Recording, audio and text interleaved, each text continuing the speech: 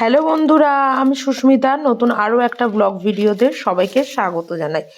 নতুন আরও একটা দিন তোমাদের সাথে শুরু করলাম। কে কোথা থেকে ভিডিওটা দেখছো এবং কেমন আছো অবশ্যই কিন্তু কমেন্ট করে জানিও। তো সকালবেলা ঘুম থেকে উঠে রোজকার মতন আজকে ওই বাসন গোছানো, এটা হচ্ছে সব থেকে প্রথম কাজ। কারণ এখানে এসে যেখানটা গ্যাসের ওভেনটা রাখা আছে তার পাশেই আর কি বাসন রাখার ঝুড়িটা রাখতে হয়। তো তাই কাজ করতে একটু হলেও অসুবিধা হয়, তো সেই কারণের জন্য বাসন রাখার ঝুড়িটা আগে গুছিয়ে নিই, তারপর জিনিসগুলোকে মানে রেখে দিই জায়গার জিনিস জায়গায়, তারপর অন্যান্য কাজকর্মগুলো করি আর কি। আর না হলে ওটা ওখানে থেকে গেলে না ভীষণ অসুবিধা হয় আর কি।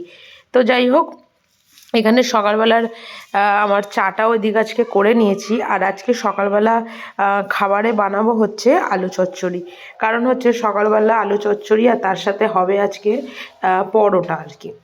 তো যাই হোক, এদিকে আলু চচ্চড়িটা বসিয়ে দিয়েছি, কারণ আলু চচ্চড়ি আমাদের বাড়িতে খুব কমই হয়। তো সেটা তোমাদেরকে অনেকবার বলেছি আর ব্লগেও দেখেছো। বেশিরভাগ দিন সকালবেলাটা ওই কুমড়োর তরকারি বা কখনো কখনো ঘুগনি আগের দিন করলে সেটা রেখে দিই, বা চাউমিন এইসবই খাওয়া হয় আর কি। তো ওদিকে তরকারিটা বসিয়ে দিয়ে এদিকে ঘর দুয়ারগুলোকে ঝাঁট দিতে চলে এসেছি। কারণ হচ্ছে তরকারিটা আগে থেকে করে রাখলে না ওদিকে কাজটা অনেকটাই এগিয়ে থাকে আর কি। আর যেহেতু এখন সকালবেলা মানে টিফিনটা আর কি করে দিতে হয় না, কারণ আমরা তো অফিসের খুবই কাছাকাছি চলে এসেছি, একদম 1 মিনিটের হাঁটা পথে আর কি। তো যে কারণের জন্য দুপুরবেলা যে টিফিনটা বড়মশাই আগে নিয়ে যেত, মানে সকালবেলাতেই ব্রেকফাস্ট আর সকালবেলাতেই দুপুরবেলার খাবার করা হতো, সেইটা আর কি এখন অতটা ঝামেলা নেই আর কি। ওই 12টা 12:30টায় আগের নিয়মেই আর কি ফিরে গেছি। তো যাই হোক, এদিকে পরোটাগুলোকে বেলে নিচ্ছি। কারণ আলু চচ্চড়ির সাথে না বড়মশাই ওই রুটি একদমই খেতে চায় না, না হয় মুড়ি আর না হয় হচ্ছে ওই পরোটা আর কি। তো যাই হোক, এদিকে মানে পরোটাগুলো বেলে নিচ্ছি আর এদিকে করেও নিচ্ছি। কারণ মোটামুটি ঘড়ির কাঁটায় বাজে হচ্ছে প্রায় ওই বলতে পারো 9:45 মতন আর কি, মানে খেয়ে আর কি ও বেরোবে। তো সেই কারণের জন্য এখানে খাবারটাও রেডি করে নিচ্ছি। কারণ সারাদিনের কাজগুলো সারাদিনের মতন করে হতে থাকবে, কিন্তু সকালবেলার এই টিফিন টাইমটা চেষ্টা করি 10টার মধ্যে করে নেবার আর কি টিফিনটা। সেটা হতো, কিন্তু ইদানিংকালে আর 10টায় না টিফিনটা হয়ে উঠছে না। সেটা খেতে খেতে 10টা 15 20 এরকম বেজেই যায় আর কি।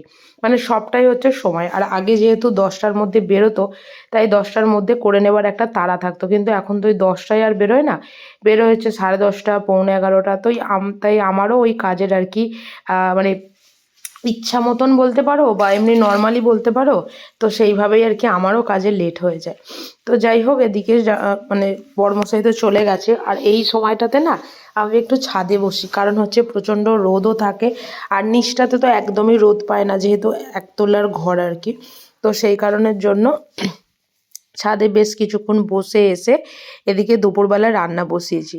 দুপুরবেলা রান্না করছি আজকে হচ্ছে মুগের ডাল, আর তার সাথে আলু পোস্ত, তার সাথে হবে হচ্ছে একটু মাশরুম আলু ভাজা। আর এই মুগের ডালটা খেয়ে খেয়ে না মুখের মধ্যে যেন মনে হয় একবারে সেই একটা একঘেয়েমি নেমে এসেছে, মানে দেখলেই যেন মাথাটা গরম হয়ে যায়।